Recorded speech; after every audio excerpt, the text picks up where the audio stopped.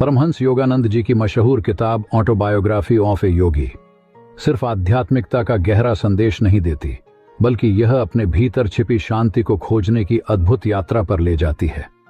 यही वजह है कि टेक जगत के दिग्गज स्टीव जॉब्स से लेकर क्रिकेट के महारथी विराट कोहली तक सभी इस किताब को पढ़ने की सलाह देते हैं।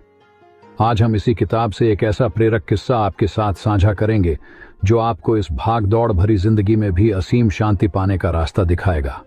परमहंस योगानंद जी कहते हैं कि जिस तरह एक टूटे हुए माइक्रोफोन से संदेश ठीक से प्रसारित नहीं हो सकता, इसी तरह एक बेचैन मन भगवान की प्रार्थना नहीं कर सकता।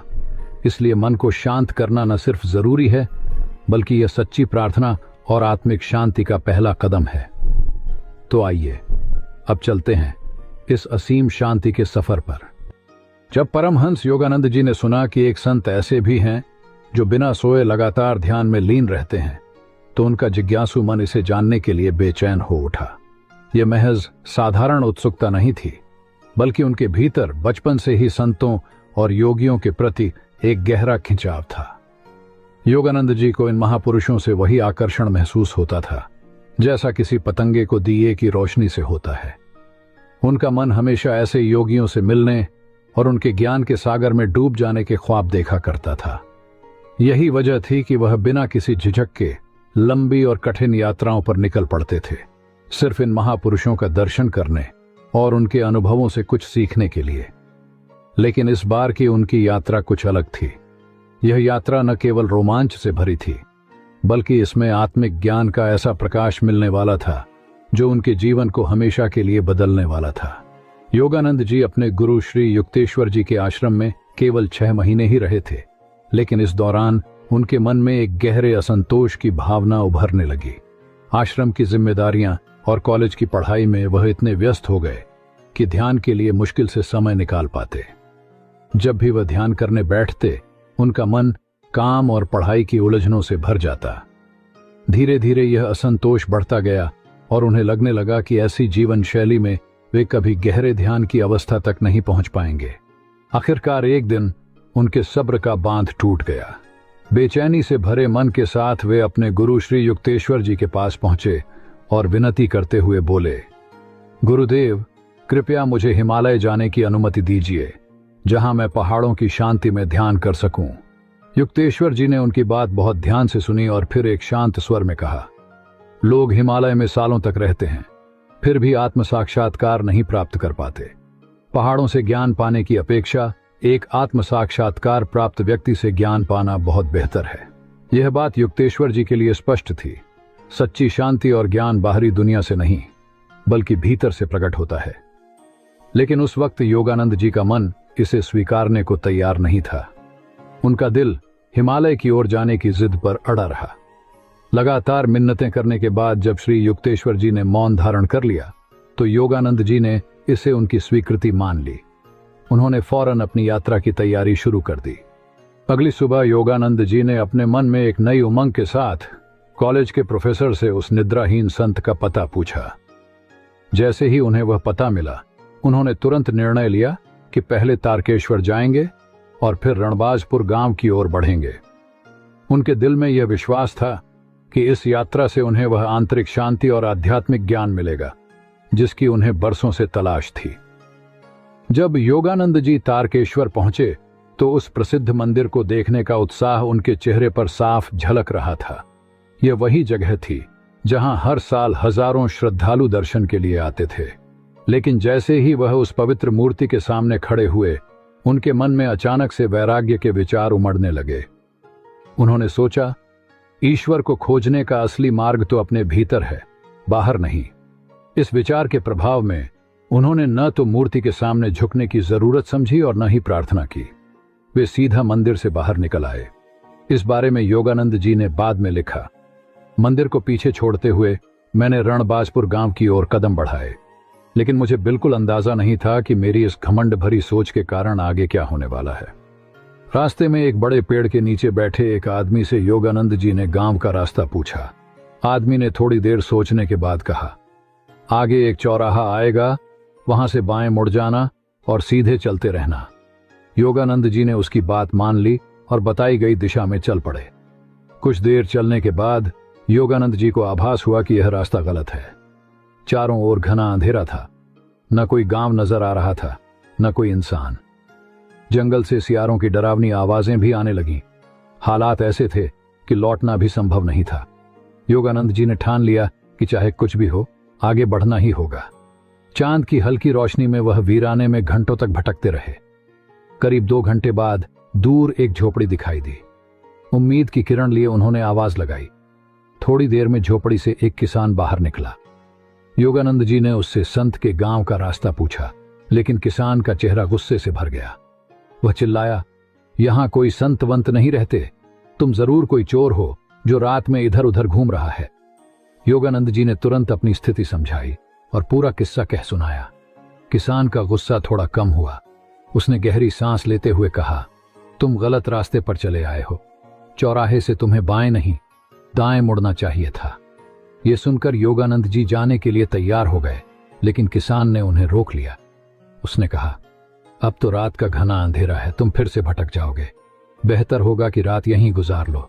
सुबह मैं तुम्हें सही रास्ता दिखा दूंगा। किसान के इस प्रस्ताव के लिए योगानंद जी ने आभार व्यक्त किया और रात उस किसान के छोटे से मकान में गुजार ली। सुबह की पहली किरण के साथ योगानंद जी ने किसान का आभार प्रकट किया और अपने सफर पर फिर से निकल पड़े। इस बार रास्ता मुश्किल और कंटीला था, लेकिन उनके मन में सुकून था कि वह सही दिशा में बढ़ रहे हैं। करीब 2 घंटे की कठिन मेहनत के बाद उन्हें वह रास्ता मिल गया जो उन्हें उनकी मंजिल तक ले जाने वाला था। सही रास्ता पाकर योगानंद जी का उत्साह चरम पर था।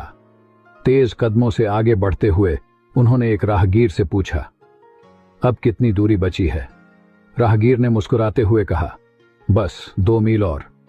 योगानंद जी ने उस जवाब पर विश्वास करते हुए चलना जारी रखा। 1 घंटे की यात्रा के बाद जब उन्होंने किसी और से पूछा तो वही जवाब मिला, बस 2 मील और। यह सिलसिला लगातार चलता रहा। पूरे 6 घंटे बीत चुके थे, लेकिन बस 2 मील की दूरी जैसे खत्म होने का नाम ही नहीं ले रही थी।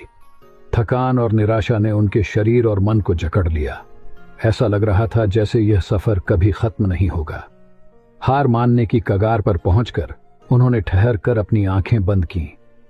मन ही मन उन्होंने संत से प्रार्थना की, हे प्रभु, मुझे इस यात्रा को पूरा करने की शक्ति प्रदान करें।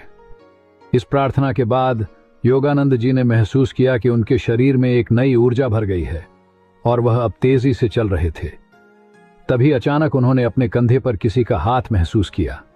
चौंक कर उन्होंने पीछे मुड़कर देखा तो एक छोटे पत्थर पर खड़ा एक आदमी दिखा, जिसका रंग सांवला था और उसकी आंखों में एक अजीब सी चमक थी।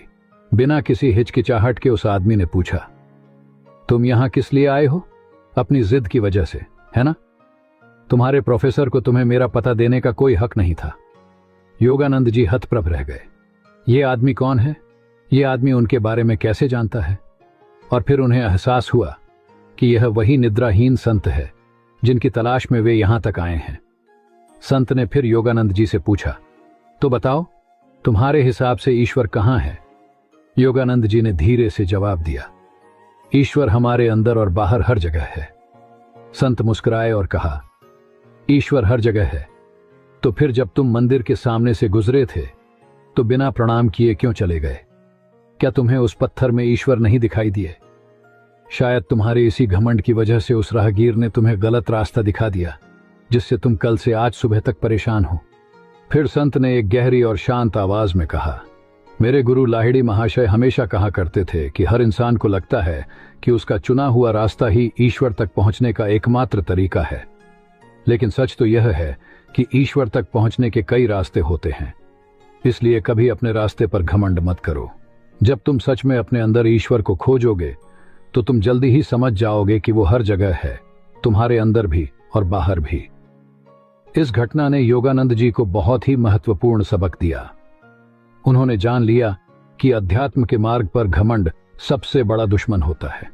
अहंकार के त्याग के बिना सच्ची समझ नहीं आ सकती। अब तक संत का गुस्सा भी शांत हो चुका था। संत ने बिल्कुल शांत भाव से योगानंद जी के कंधे पर हाथ रखते हुए पूछा, युवा महोदय, आप अपने गुरु से क्यों भाग रहे हैं? जो कुछ भी आप पाना चाहते हैं वह आपके गुरु के पास ही है। बाहर के पर्वत और गुफाएं आपको सच्चा ज्ञान नहीं दे सकती। योगानंद जी चौंक गए। ये वही बातें थीं जो उनके गुरु श्री युक्तेश्वर जी ने उन्हें कही थीं।